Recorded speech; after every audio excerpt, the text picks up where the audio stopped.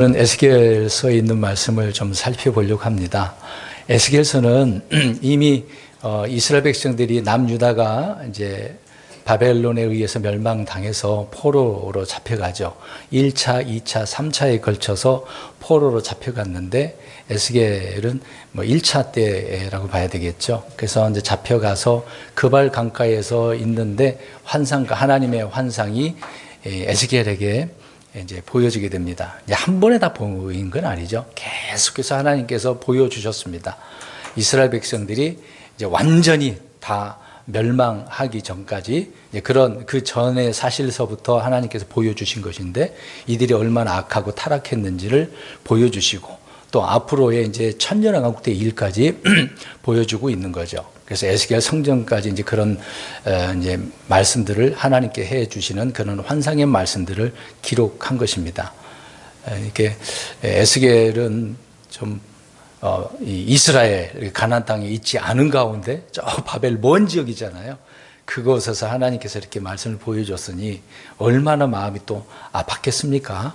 자기 백성들이 이렇게 하나님 앞에 심판을 받고 어려운 환경 가운데 있음에도 불구하고 또 약속의 말씀이 있으니까 그 말씀을 붙들고 살아가는 그런 모습들을 봅니다. 근데 이런 말씀들이 주어졌는데도 불구하고 이스라엘 백성들이 얼마나 악했는지 그 당시의 사회상 아니면 그 환경들을 우리가 볼 수 있는 것이죠. 그런데 그런 부분의 한 내용이 오늘 에스겔서 16장입니다. 물론 18장도 볼 거고요.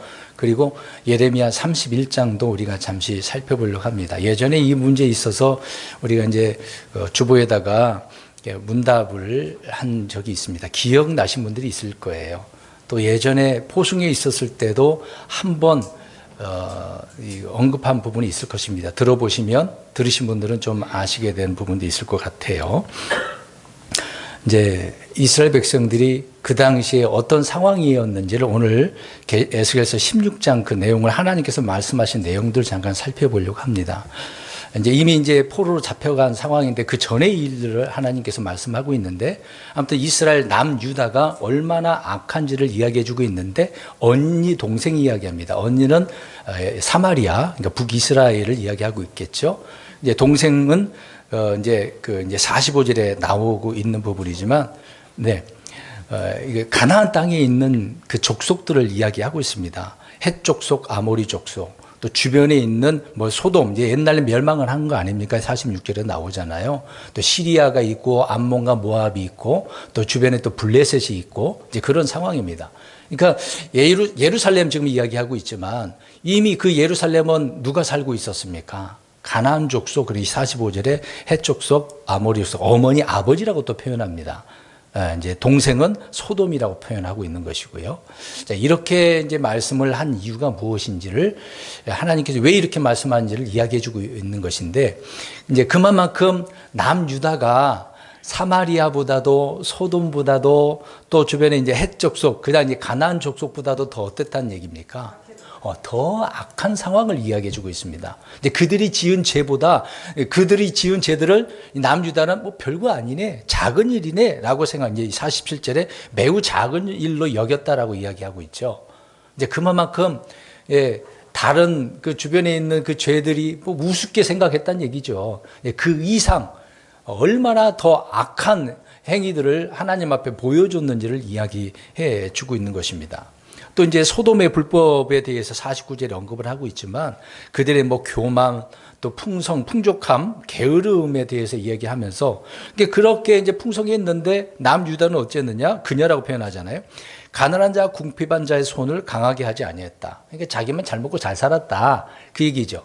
이렇게 가난한 자, 어려운 자들을 도와줘야 되는데 그렇게 안 했다는 얘기죠.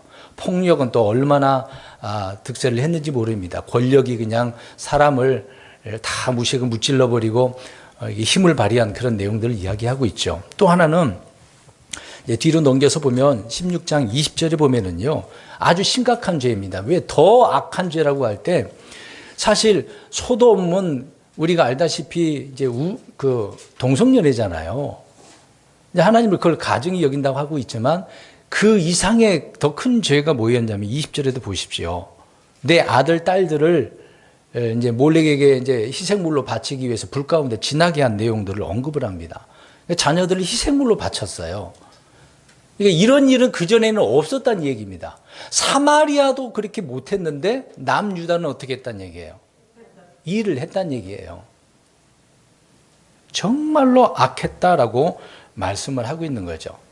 그러니까 이런 얘기를 하면서 이제 오늘 44절을 보니까 속담을 사용하고 있었다는 얘기입니다. 사실상 남유다가 이 속담을 사용하고 있는데 이 속담은 그 전서부터 세상 사람들이 가나안 족속이 뭐 지금으로 표현하는 많은 사람들이 이거를 그렇게 사용하고 있었다는 그렇게 알고 사용했다라는 것을 우리는 알 수 있어요.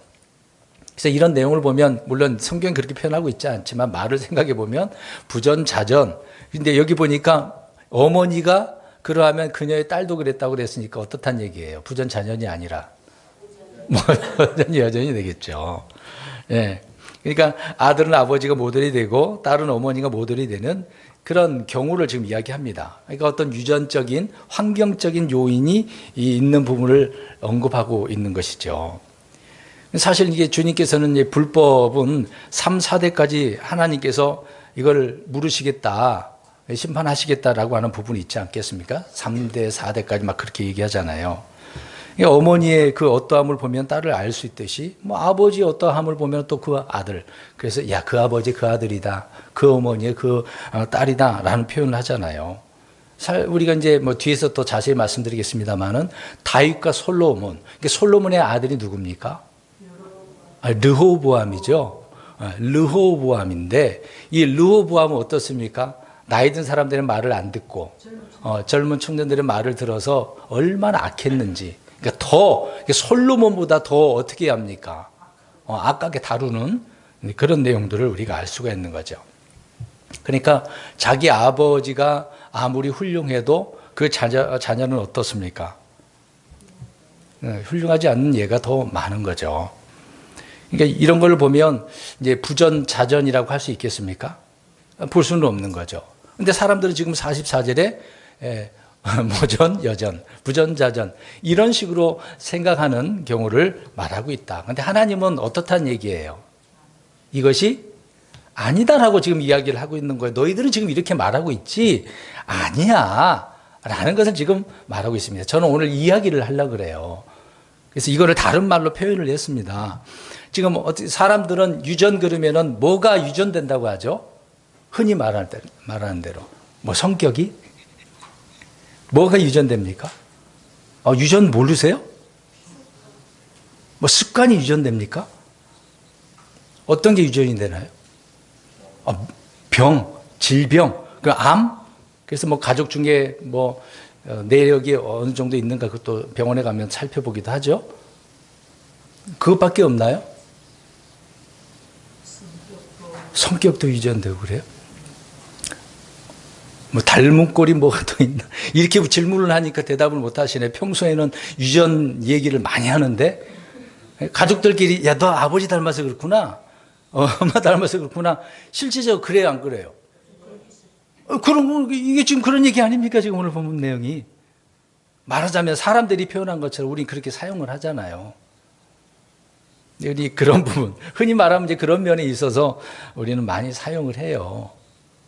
근데 오늘 제가 드리는 말씀은 이제 그런 걸 좀 떠나서 뭐가 유전되고 뭐가 유전이 안 되냐, 이제 그 부분을 말씀드리려고 합니다. 세상 사람들 이렇게 말할지라도 남유다가 이제 그럴지라도 오늘 이제 제목으로는 이게 결론이에요. 믿음은 유전이 안 된대요. 여러분 생각해요. 아무리 좋은 믿음을 부모가 가진다 하더라도 자녀가 그대로 그 믿음 좋은 자녀가 될 수 있을까? 사람들은 그렇게 생각하는 사람도 있을지도 몰라요. 지성이면 감천, 하늘도 막 감동을 해요. 그리고 열심히 내가 뒤에서 또 언급하겠지만 공덕, 음덕이라는 것이 있잖아요. 부모 덕을 보고 또 열심히 선행을, 착한 일을, 많은 일을, 좋은 일을 하면 그것이 나중에 누구에게 간다고 그래요? 맞는 이야기일까요? 안 맞는 이야기일까요? 맞아요? 네. 세상은 그렇게 얘기한다는 얘기예요. 불교나 유교나 많은 사람들이 그런 식으로 우리 한국 사람들의 성향이 이미 오래전에 뭐 토속신앙, 샤머니즘이라고 하잖아요. 그리고 불교적인 영향을 많이 받았어요. 유교적인 영향도 많이 받았습니다. 그러다 보니까 이제 그런 영향을 받은 사람들 가운데 이제 목사가 돼가지고 성경을 그런 식으로 이제 풀어서 많은 사람들에게 잘못 가르치는 예들이 많이 있는 거죠. 이런 부분을 오늘 우리가 바르게 이것을 잡고 또 하나님께서 말씀하신 유전적인 요인이 뭔가 아니면 이거 유전이 아니다라고 하는 것이 뭔가 우리가 살펴보려고 합니다. 자, 그러면 이제 16장 44절은 좀 이따가 우리 한 번 더 결론적으로 한번 보기로 하고 에스겔 18장을 펴십시오. 1절부터 3절을 좀 보시면 좋을 것 같습니다. 에스겔 18장 먼저 이제 1절부터 3절을 보실 때 1절을 좀 이제 보고 계셨으면 좋을 것 같아요. 이제 보시면서 제가 드리는 말씀을 들으셨으면 좋겠습니다. 우리가 알다시피 하나님은 공의로우시죠. 네. 하나님은 공평하신 분이에요. 우리가 이제 연초에 하나님은 무한하신 헤아릴 수 없는 그리스도 부요하심. 하나님은 얼마나 부요한가를 말씀드리지 않았습니까? 우리 태양이 있어요. 예를 들어서 이 태양은 나만을 위한 건가요? 모든 사람들, 사람만을 위한 게 아니잖아요. 자연 만물을 위해서 하나님은 이 태양이라고 하는 것을 만드셨어요. 근데 누구는 태양을 보면서 야, 너무 빛나는구나. 이 태양이 또 자라나게 하는 그런 것도 있잖아요. 태양빛이 비춰져야 식물도 잘 자라고 사람도 태양빛이 비춰야 되지 않습니까? 빛을 보지 못하면 병들잖아요. 근데 누구는 이 빛을 보면서 저 태양빛 좀 없었으면 좋겠어. 비로 우리가 생각해도 되겠죠. 난 비 내리는 거 정말 싫어. 그럼 비 안 내리면 어떻게 되겠습니까? 가뭄이 있고 나는 죽죠. 물도 못 먹는데. 그러니까 하나님은 공의롭고 공평하신 분인데 사람들은 자기 나름대로 자기 기준에 있어서 어떻게 여깁니까? 이 공평함을. 불공평하다고. 그러니까 죄인들은 자연이라고 표현하는 거죠. 세상이 막 불공평하다고 불평을 하고 있는 거예요. 세상 사람들이 그러한다 할지라도 우리 그리스도인들은 그렇게 해야 됩니까? 안 해야 됩니까? 대답들을 안 하시는 거 보니까 평소에 이런 것을 넣고 이게 불평하신 분들이 많이 계시는 것 같아요. 이런 걸 보면 육신적인 성도들 역시 하나님의 불공평하다고 불평하는 경우가 사실 많습니다. 하필이면 왜 하나님 나에게 이런 시련을 주십니까? 불평하는 거잖아요. 나 말고 다른 사람은 많죠. 나는 이런 거 못 견뎌요, 하나님. 없어도 돼. 왜 이렇게 힘든 건 나한테 줍니까? 왜 저 사람에게는 많이 주고 나는 좀밖에 안 줘요? 이런 불공평하다라고 생각을 많이 하죠. 하나님 내게 필요한 것만 주시는 건데 근데 그 이상을 주면 우리가 감당할 수 있냔 말이죠. 자기가 그걸 감당하지도 못하면서 하나님 내게 이걸 달라고 하는 사람들이 굉장히 많습니다. 그러면서 불공평하다고 이야기하죠. 여러분, 불공평한 것처럼 보이고 느껴지는 그 이유가 무엇이겠습니까? 우리 마음에, 사람의 마음에 뭐가 있는 거예요? 욕심 얻은 이게 죄성이라고 하는 거죠. 이런 죄성이 가득하기 때문에 늘 그렇게 보이고 그렇게 불평하는 것을 보게 되어집니다. 그래서 사람들은 뭔가 일이 틀어졌어, 잘못됐어. 그러면 누구 탓해요? 남 탓, 세상 탓하기도 하고, 이제 염세주의 그런 게 나오잖아요. 또 사회 탓, 국가 탓, 부모나 조상 탓을 하죠. 아마 우리 학생들은 선생님 탓할 수도 있고, 친구 탓할 수도 있고. 믿음의 사람들이, 신자들이 하나님 탓하는 것도 이런 맥락이라고 또 볼 수도 있겠습니다. 오늘 에스겔서 18장 1절, 2절 눈으로 한번 보세요. 주님의 주의 말씀이 다시 내게 임하여 이르시되 너희가 이스라엘 땅에 대해 이 속담을 사용하여 이르기를 아버지들이 신포도를 먹었으므로 자식들의 이가 시리게 되었다 하는데 그것은 무엇을 뜻하느냐. 자, 아버지들이 신포도를 먹어가지고 자녀들에게 영향을 끼쳤는데 자녀들도 그 이가 어떻게 되는 거예요? 이게 치과 전문적으로 생각은 어떻습니까? 그렇게 되나요? 그 부분은 아니겠죠. 그러니까 이 속담이라고 지금 표현을 하고 있습니다. 당시 남유다 사회에 유행하던 이제 속담을 하나님께 지금 언급해서 말씀하고 있는데, 예를 들어서 이제 가난은 대물림하고 머리는 뭐 유전되고, 또 너는 네 아버지 닮아서 이렇게 똑똑하지 않냐? 뭐 엄마 닮아서 똑똑하냐? 막 그렇게 얘기하는 경우도 많잖아요. 머리는 유전이다, 뭐 아니면 씨는 못 속인다, 뭐 이런 부류의 말이 되겠죠. 그러니까 아버지들이 신포도를 먹었는데 자녀들의 이가 시린다라고 하는 것은 그만큼 그 영향을 후손들이 그대로 받는 사실을 이야기해 주고 있는 것입니다. 그래서 흔히 이제 모든 것을 뭐 부모 탓, 조상 탓으로 돌리는 이런 인간의 습성은 세상 사람들이 정해놓은 운명론이기 때문에 그렇게 말을 하는 거죠. 근데 하나님의 사람들과 이 부분은 상관이 있어요, 없어요? 없습니다. 지금 결론을 우리가 이걸 알고 지금 말씀을 들으셔야 돼요.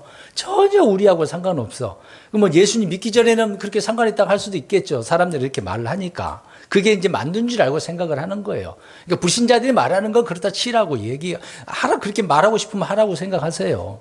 근데 우리는 그것이 아니다라는 전제로 우리는 성경이 이렇게 말씀하고 있기 때문에 이걸 살펴보자는 거죠. 그러면 한 예로 우리 아브라함 생각해 보겠습니다. 아브라함의 아버지는 어떤 사람입니까?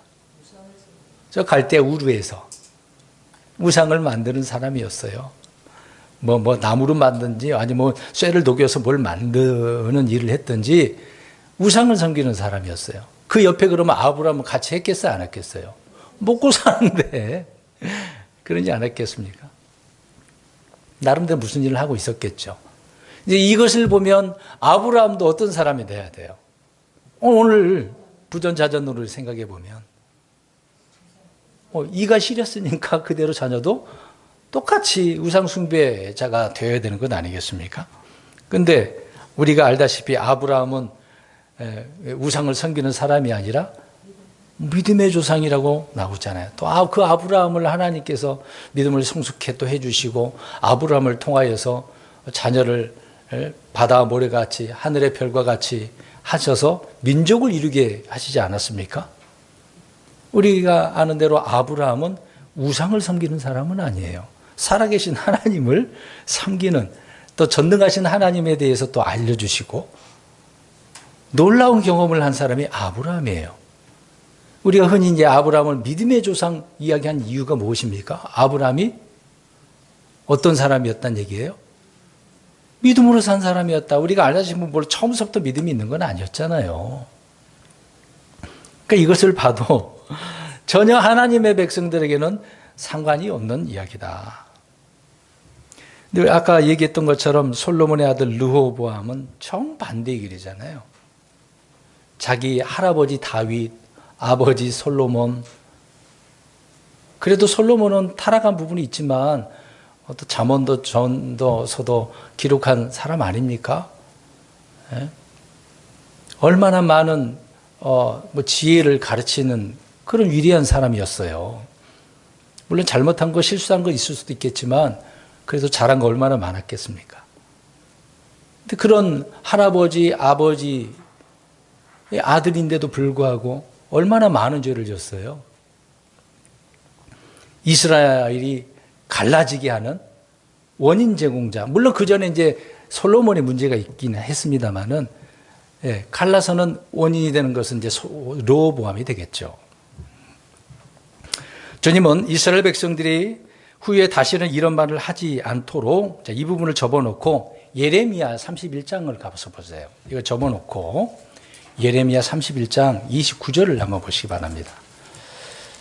31장 29절. 자, 이런 말을 하고 있는 거예요. 똑같은 이가 시린다, 영향을 받아서 그렇게 됐다라고 사람들이 말을 했는데 앞으로 어떻게 하시겠다라고 하는지 29절을 한번 보시기 바랍니다. 잠깐 이제 예레미야 31장 29절 펴시고 읽어봅니다. 시작. 그들이 다시는 아버지들이 신 포도를 먹었으므로 자식들의 이가 시리게 되었다 하고 말하지 아니하리라. 앞으로 어떻게 하겠다는 거예요? 이런 말을 이때는 이제 앞으로 천년왕국 때 이야기하고 있는 거예요. 그때는 이런 말을 못하는 거겠죠. 그러니까 이스라엘이 회복되고 하나님께서 은혜를 베푸시게 되면 이런 속담이 잘못됐구나 라는 것을 이제 그들이 깨닫고 하지 않게 된다는 얘기죠. 아까 이제 우리를 읽었던 다시 돌아와서 에스겔 18장 3절을 보시게 되어지면 18장 3절을 보면 주 하나님이 말하노라 내가 살아있음을 두고 맹세하노니 너희가 이스라엘에 대해서 이 속담을 사용할 기회가 다시는 없으리라. 그렇게 말했지만 이제 사용을 못하게 된다. 이제 천년왕국 때 그렇게 된다는 것을 한 번 더 여기서 또 확인할 수가 있겠죠. 근데 문제는 주님이 사람들이 죽고 사는 것이 남 탓, 조상 탓이 아니라 누구의 문제라는 얘기예요? 예, 자신의 문제라고요. 내 문제라고요. 내가 그렇게 한 거란 말입니다. 스스로가 선택을 했으니까. 내 문제란 얘기예요. 우리 가운데 아무도 아담이 지은 죄 때문에 지옥 가는 경우가 있나요? 예전에 그렇게 알고 있었죠. 개신교에 다녔을 때 그러지 않았습니까? 저도 잘못된 신학을 배웠기 때문에 그런 줄 알았어요. 그래서 뭐 고범죄, 자범죄 막 그런 걸 따지고 막 그랬거든요. 그래서 원죄 얘기도 하고 막 그랬어요. 그것 때문에 내가 지옥 간다. 별의별 말들을 만들고 그랬어요. 여러분, 아무도 아담의 죄로 인해서 지옥 가는 사람은 없습니다. 지옥에 왜 갑니까? 믿지 않았습니다. 네, 그렇죠. 요새요. 유튜브에 지옥 갔다 온 사람, 천국 갔다 온 사람 간증 영상들이 굉장히 많이 올라옵니다. 이게 뜸했었거든요. 근데 갑자기 많이 일어나고 막 이 유튜브 영상에 퍼지고 있어요. 그런 경험했던 사람들이 많이 나와요. 사실일까요? 다 거짓이거든요. 갔다 그랬는데 뭐가 갔을 것 같아요? 몸이 갔을까요? 뭐가 간 거예요? 몸은 살아있는데 영혼 몸은 지금 여기 내 안에 있는데 현실에 근데 뭐가 간 거예요? 간 건 없어. 성경을 보면은 하나님께서 영을 데려가는 경우도 있잖아요. 혼을 데려가는 경우도 있거든요. 몸은 여기 있어도. 근데 바울도 그랬지 않습니까? 이제 삼층천 얘기하면서 이 말하는 것은 불법이라고 그랬어요. 그런 말을 하지 말라 그랬거든요. 근데 자랑스럽게 하는 경우가 많거든요. 근데 그 중에 이제 그 간증을 하면서 이제 지옥을 이제 왜 가냐 그랬더니 믿는 그리스도인들에게 얘기하는 거예요. 회개 안 해서 지옥 간다고 이야기하더라고요. 어떻습니까? 우리 그리스도인이 됐는데 회개 안 했다고 지옥 간대요. 맞아요? 엉터리죠. 아니 그리스도인은 뭐 이미 구원받았는데 안 가죠. 지옥 갈 필요가 없는 건데. 그냥 막 갖다 붙이는 거예요. 말도 안 되는 겁니다. 그러니까 누가 지옥에 가는 것은 그가 지은 자신의 문제인 거죠. 아담의 원죄 때문인 것은 아닙니다. 예수 그리스도를 믿지 않는 죄로 불신 때문에 가는 것이죠. 유전적인 요인 때문에 가는 게 아니다. 오늘 읽은 것처럼 아버지들이 신포도를 먹어가지고 자녀들의 이가 시려 부전, 자전, 뭐 유전 그게 아니다 그 얘기죠. 지금 너희들이 심판 받은 거 부모 탓하지 말라 그 얘기를 하고 있는 거죠. 누구 탓이란 얘기예요? 니네 자신의 탓이야. 너희들이 선택한 거야. 그렇게 내가 말을 했는데도 너희들은 안 들었잖아. 이런 내용을 지금 말씀하고 계셨던 거죠. 우리나라 사람들은 늘 조상 탓을 많이 해요. 부모 탓을 너무 많이 해요. 그런 것을 좋아하는 문화가 있는 것 같아요. 제사를 지내는 것도 보면은 부모의 음덕을 얻고자 이건 유교적인 거잖아요. 예, 그래서 지극정성으로 이제 자기 부모뿐만 아니라 오래 전서부터 자기들의 이제 시조까지 있지 않습니까? 그들의 조상의 덕을 얻기 위해서 묘자리도 잘 하고 신이도 모시고 있고 그러지 않습니까? 그렇게 하면은 조상의 덕을 본다라고. 세상 사람들은 그렇게 한단 말이죠. 이제 과거에 우리가 그렇게 하지 않았습니까? 그냥 뭣도 모르고 가서 뭐 제사니까 뭐 절하고 음식 차려놓고 먹고 이제 풍습이 문화가 그러니까 또 그렇게 따라서 하신 분들도 있겠지만 근데 그 부분에 있어서 조상에게 복을 받는다라고 하는 사람들은 지극정성으로 그렇게 합니다. 앞에서 말씀드린 것처럼 공덕은 뭐예요? 음덕은 조상 덕이고 공덕은 뭡니까? 열심히 좋은 일, 많은 일, 착한 일 선한 일을 하면 나중에 나한테가 문제가 아니라 자녀들에게, 후손에게 영향이 간다.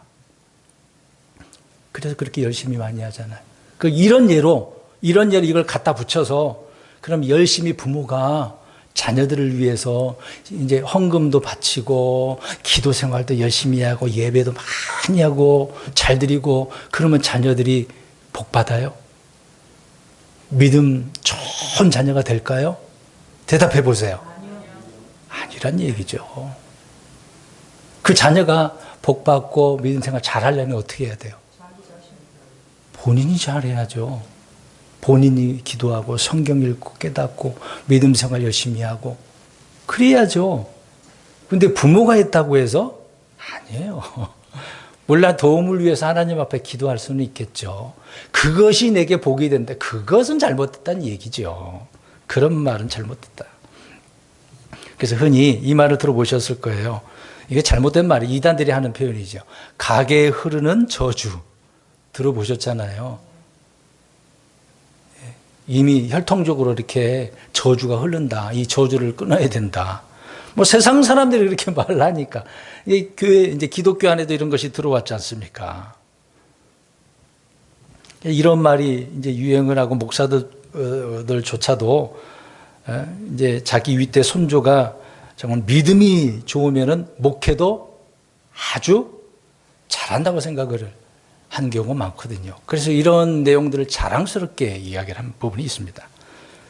그래서 목회도 성공할 수 있고 이것이 현실이다라고 말하는 사람이 굉장히 많습니다. 여러분 맞는 이야기입니까? 아니죠. 오늘 31장 이제 30절 이제 예레미야 가서 또 보겠습니다. 그 내용 거기 써 있어요. 예레미야 31장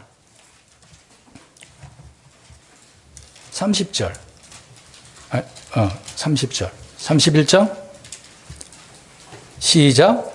오히려 각 사람은 자기 불법으로 인해 죽을 것이요 신포도를 먹는 각 사람의 이가 지금까지 말씀드린 내용이 여기 답이 되잖아요. 각 사람이라고 그랬어요. 조상이 아니라 자기 불법이라고 그래. 내 문제잖아요. 내가 죄를 졌으면 죽는 거죠. 내가 예수님을 선택하지 않고 믿지 않았으면 내가 죄에 대한 값을 받는 거죠. 그걸 신포도를 내가 먹은 건 내가 그걸 먹었기 때문에 내 이가 실인 거지 부모가 먹었다고 해서 내 이가 실인 것은 아니다 라고 말씀을 하고 있는 것입니다. 그러니까 이런 속담이 가나안 땅에 이미 횡행했고 이스라엘 사람들도 이런 속담을 지금 쓰고 있는 거예요. 조상 탓하느라고. 아니다라고 이야기하고 있지 않습니까? 물론 이런 예가 있겠죠. 에이즈 이런 거. 질병 문제 있지 않습니까? 당뇨, 알코올 중독자들. 이런 자들에게서 부모로 인해 하늘의 벌을 받았다라고 하는 그 경우도 있을 수도 있겠죠. 이런 예로는 속담이 틀렸다라고 할 수는 없겠지 않겠습니까? 과거에 연좌제로 일가족이 3족, 9족을 멸하는 경우도 많잖아요. 사실 그 부모 때문에 다른 가족들까지 다 죽게 됐으니까 이런 경우에도 그렇게 표현할 수도 있겠죠. 이 말이 맞을 수도 있겠죠. 그러나 주님은 이스라엘에서 다시는 이런 속담이 사용할 일이 없게 된다라고 분명히 말씀을 하고 있습니다. 이것은 주님께서 그들의 잘못된 사회적인 관습, 잘못된 법, 잘못된 제도 등을 주께서 바로잡겠다는 얘기예요. 누구 탓하지 말고 너희들은 지금 잘못 살고 있는 거 아니야. 잘못된 행위가 아니야. 잘못된 믿음 아니냐. 이걸 지금 바로잡겠다는 이야기하고 있어요. 속담으로 만들어버렸으니까. 인간 세상에 있는 잘못된 모순과 이런 비합리적인 제도 등은 전적인 사회 탓, 조상 탓 그것만은 아닌 거잖아요. 사람들의 삐뚤어진 그런 본성, 죄성, 악한 습성 등이 이런 것들이 제도를 만들고 관습을 만들고 법으로 드러난 것뿐이죠. 이런 잘못된 내 안에 있는 것들이 드러난 거라고요. 드러난 거. 핵심은 이렇게 드러난 이런 현상들이 이전에 그 전에 본질적인 문제다라고 말씀을 하고 있는 겁니다. 우리 그리스도인들이 자꾸 누구 탓하다 그런 거 할 필요가 없는 거예요. 내 본질의 문제라고요. 본질에. 그러니까 유전되는 것은 이 본질의 문제, 죄성 문제라는 얘기예요. 사실상 우리 이걸 생각해 보면 죄는 누구부터 시작을 하죠? 아담? 아담 전에는 죄가 있었어요, 없었어요? 없었습니까? 아담이 사과를 먹기 전에, 사과를 했나? 사과를 먹기 전에, 아담스의 풀이를 갑자기 생각나가지고, 그 전에는 누가 먼저 따먹었는데요? 이브. 그럼 이브가 따먹기 전에는 죄를 지은 자는 없었나요? 루시퍼, 뱀, 마귀. 출처를 보면은 좀 뱀에게 가잖아요. 하나님께서 자꾸 물어봤잖아요. 예. 근데 로마서에서는 아담을 대표적으로 바울이 얘기해 놓고 죄가 들어왔다라고 이야기하죠. 그러니까 그 죄에 대한 부분은, 죄의 삭은 사망이라는 부분은 그걸 언급을 하는 거예요. 근데 아담이 지은 죄 때문에 우리가 지옥 간다 말은 아니다. 그 얘기를 하고 있는 거죠. 이 죄라고 하는 것은 이거다. 죄의 삭은 사망이다. 죄성은 이런 거야. 라고 하는 거죠. 이제 그것이 이제 드러난 현상.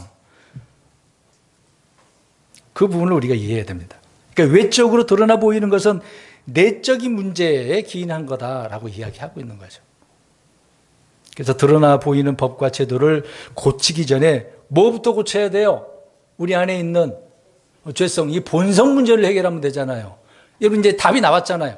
본성 문제를 해결하려면 어떻게 해야 됩니까? 그렇죠. 예수 그리스도를 믿으면 내 안에 성령님이 들어오시고, 성령님이 들어오시면 우리 이제 영혼몸 문제 있을 때 영과 이제 아직 몸과 혼의 문제를 붙어 있었는데 수술해 버려 가지고 떨어뜨려 버리잖아요. 내 안에 있는 건 이제 완전히 내 안은 깨끗해지고 날로 새로워지지 않습니까? 이제 거듭난다라는 표현을 하고 있는 거죠. 그러니까 하나님의 본능, 어떤 권능, 본성 거기에 참여하게 되어지면 이 문제는 그냥 자동적으로 해결되는 거죠. 그러니까 이 문제는 예수 그리스도를 어떻게 하기만 하면 되는 거죠. 믿기만 하면 이 문제를 해결되는 것입니다. 그럼 끝나는 거예요. 그러니까 믿는 순간 우리 흔히 사람들이 말하는 조상의 저주, 조상이 범한 죄, 어떤 그런 것들은 문제가 되지 않는 거죠.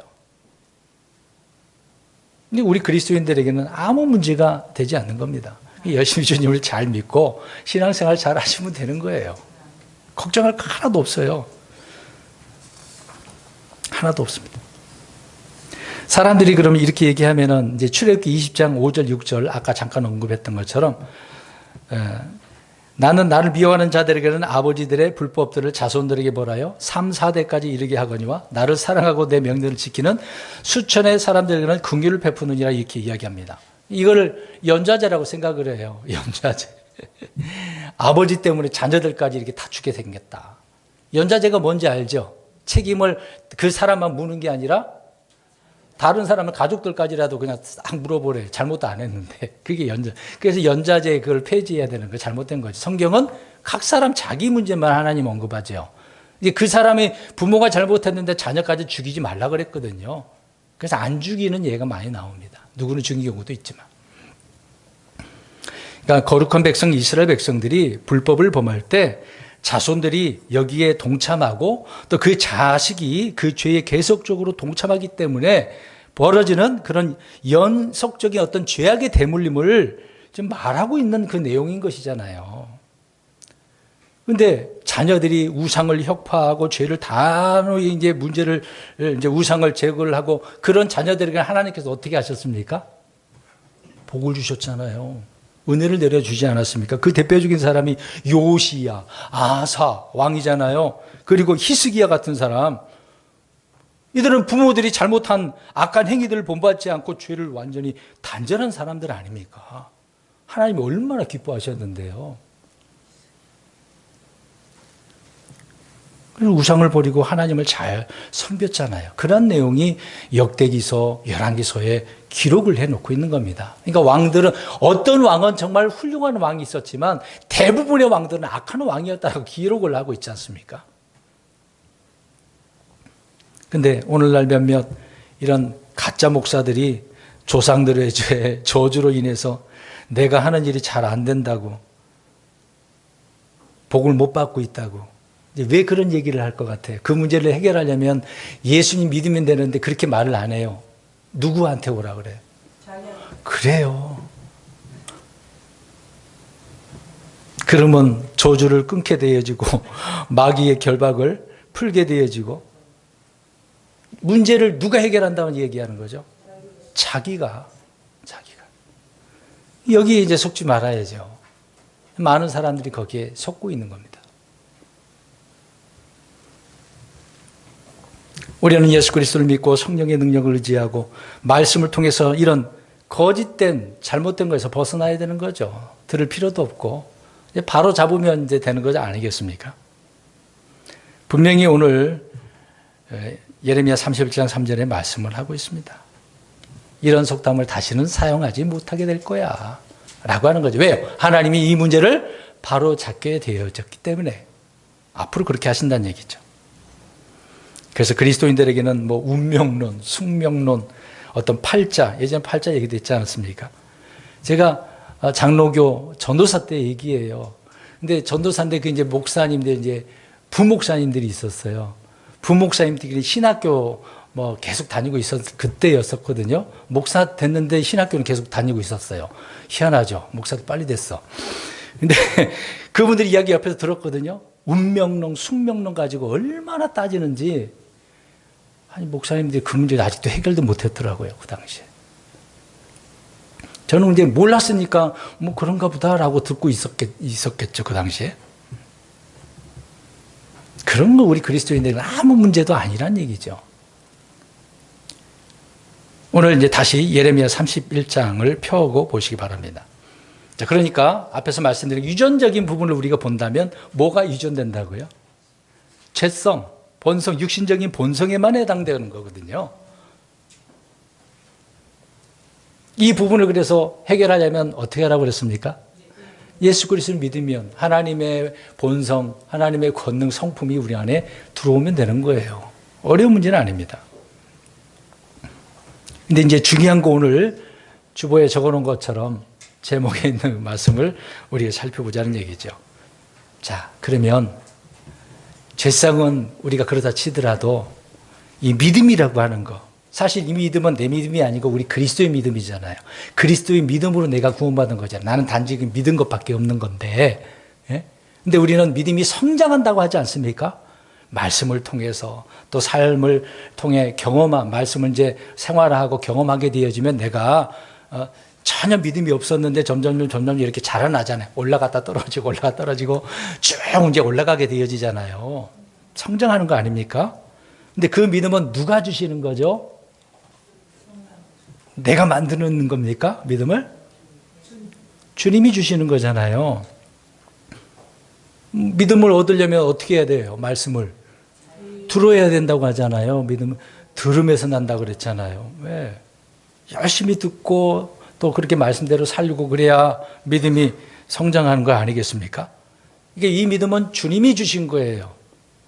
근데 우리가 생각해 보면 그러면 나한테 아니 내가 이제 부모라고 하면 우리 자녀들에게 하나님 내게 이런 믿음을 주셨습니다. 내가 정말 이 믿음을 가지고 주님을 여태까지 뜨겁게 사랑하고 섬겼습니다. 이 믿음 내 자녀에게도 주십시오. 주어질까요? 아니라는 것을 지금 말씀드리는 겁니다. 그러니까 제목을 우리 다시 읽어볼까요? 시작. 믿음은 유전이 아니다. 주님이 주신 그 믿음은 나로서 끝나는 거예요. 내 믿음이 자녀에게 영향은 줄 수는 있어도 유전된다라고 하는 것은 똑같이 그렇게 된다라는 것은 없다. 지금 그 얘기를 드리고 있는 겁니다. 그 이유가 뭐겠습니까? 하나님의 성품 선물은 아버지로부터 받은 것이기 때문에 육신의 아버지가 아니라 하나님으로부터 받은 하나님 아버지로부터 받은 것이기 때문에 어떤 아버지도 하나님에게 받은 그런 성품과 선물을 성령의 선물을 자식에게 줄 수는 없어요. 돈이나 집이나 어떤 지위나 이런 것들은 물려줄 수 있겠죠. 좋은 모습들을 보여주면 영향을 받아서 그렇게 될 수는 있겠죠. 그러나 내가 주께 받은 것을 그런 유전적으로 어떻게 물려줄 수 있는 것은 아닙니다. 이렇게 열심히 했는데도 자녀들은 어떨까요? 그렇게 안 되거든요. 그렇게 안 돼요. 여러분, 믿음, 이 신앙이라고 하는 것은 훈련, 물론 훈련할 필요도 있지만 훈련했다고 해서 되는 것은 아니거든요. 열심히 교육받는 거, 가정교육, 마땅히 이것은 해야 될 필요성이 있는 것이지만 그렇게 했다고 해서 나에게 그런 믿음이 많이 생겼다, 그런 건 아닙니다.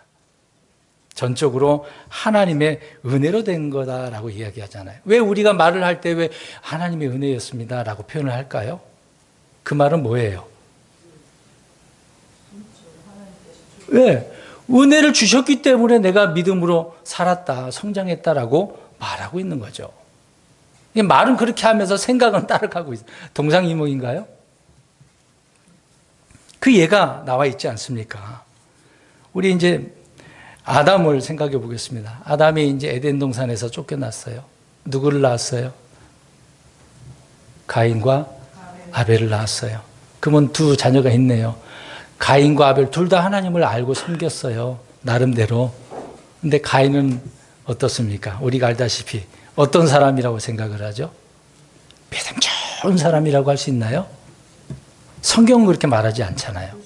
근데 아벨 생각해 보겠습니다. 아벨이 뭘 했다고 나오진 않아요. 그냥 하나님 앞에 양을 잡아 드리는 그것밖에 없어요. 다른 이건 내용들이 하나도 없어. 근데 그렇게 하고 나름대로 했는데 형이 어떻게 해버렸어요? 쳐서 죽였어. 그 내용이 끝이야. 근데 성경을 어떻게 표현하고 있는 거죠? 아벨이 믿음의 사람이라고 히브리서 기록을 하고 있잖아요. 미안하죠? 우리 이제 노아 보겠습니다. 노아의 세 자녀가 있는데 우리가 알다시피 딱 한 자녀가 떠올라요. 노아 하면 한 자녀가 떠올라. 누굽니까? 함. 노아는 우리가 성경 6장에, 창세기 6장에 써 있는 것처럼 당대에 그때 의로운 사람. 정말 대단한 사람이죠. 하나님께 보실 때 다 그 상황은 악한 상황이잖아요. 모든 지역에 다 많은 사람들이 다 가족만 빼놓고 다 죽었으니까 어땠다는 얘기예요? 다 악하게 살았다는 얘기잖아요. 근데 그 자녀 함은 어떻습니까? 우리가 알다시피 이제 살펴보면 아버지를 어떻게 했죠? 그래서 함을 저주해야 되는데 누구를 저주하죠? 가나안은 또 저주를 하죠. 그 후손에 대한 이야기를 얘기하죠. 그만큼 악한 것을 보게 되었습니다. 또 이삭과 에서, 이삭을 생각해 보면 이제 에서와 야곱을 볼 수가 있지 않습니까? 사실 에서 같은 경우에는 부모의 골칫덩이였어요. 에서는 다른 아내를 취하지 않습니까? 가나안 땅에 있는. 마땅히 이제 부모가 원하는 그런 아내를 구해야 되니 그러지 못한 거 아니겠어요? 성경에 이런 얘기가 너무너무 많이 나오죠. 아론도 하나님 앞에 제사장으로 얼마나 잘했습니까? 근데 그 두 아들은 어떻습니까? 나답과 아비후는 술을 마셔가지고 하나님께 온전한 불을 드려야 되는데 다른 입을 접을 들어댄 줄 알고 생각을 했던 거죠. 아버지가 하는 대로 그대로만 했어도 본전치기 아닙니까? 네? 근데 두 아들이 어떻게 됐죠? 하나님께 죽이셨다라고 할 때는 어떤 경우겠습니까? 이것은 굉장히 심각한 내용이란 얘기예요. 하나님께 이 제사장이라고 한다면 하나님 앞에 직접 드리는 그런 사람 아닙니까? 얼마만큼 하나님을 우습게 알았으면 하나님이 또 죽여버리냐고요. 그냥 경고 좀 혼내고 말지. 죽이셨잖아요. 엘리와 그 아들들을 보면 또 알 수 있지 않습니까?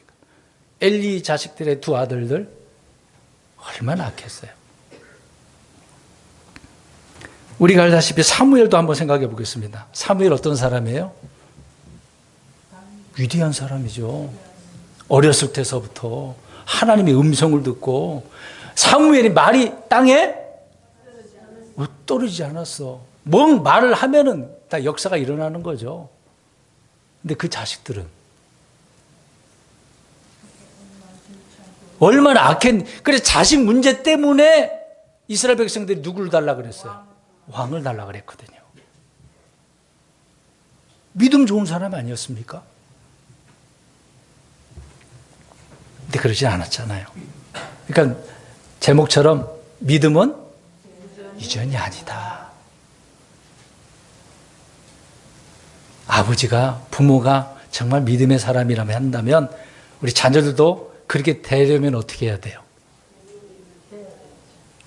본인이 그렇게 살아야 돼요. 주님을 열심히 믿고 신뢰하고 말씀 가운데 거하고 부모가 대신 해주겠지. 아니요, 그건 잘못된 거예요. 물론 부모님이 기도해 주겠죠. 하나님 도와달라고. 근데 부모가 아무리 열심히 기도하더라도 우리 자녀들 본인이 그렇게 안 살면 어떻습니까? 그 기도가 이루어지나요? 자녀들이 바르게 살아서 그렇게 결과가, 열매가 좋게 드러나면 하나님께서 내게 기도를 들어주셨구나 라고 우리가 그렇게 표현을 하는 거지. 내가 기도 많이 해서 결과가 좋게 드러났다. 그 유전적인 그런 결과는 아니거든요. 우리가 이런 부분을 바르게 이해를 해야 됩니다. 이렇게 말씀드리는 이유는 자녀들에 대해서만 지금 이야기한 게 아니라 내게 주신 믿음을 어떻게 하자는 거예요, 오늘. 잘 지켜나가자. 우리 스스로가, 우리 자녀들도 마찬가지예요. 부모 덕 보려고 그런 생각하지 마세요. 그렇게 될 일도 없어요. 본인 스스로가 주님을 잘 믿어야 된다. 그 제목, 우리 표어처럼 헤아릴 수 없는 그리스도의 부요하심을 직접 경험하셔야지. 부모가 이랬더라, 목사님이 그렇게 말씀하시던데요.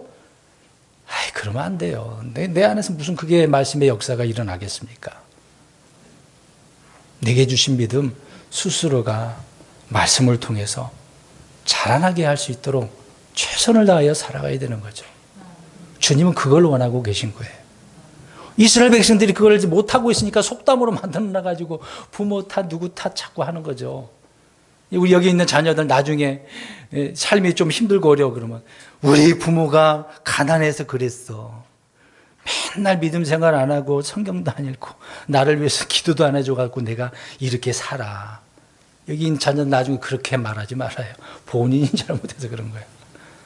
잘 되고 싶으면 하나님께 무릎 꿇고 나아가면 돼요. 또 주님 안에서 믿음으로 성장하여서 하나님께 영광 돌리는 믿음의 사람이 되시길 주의 이름으로 축원드립니다. 기도하겠습니다.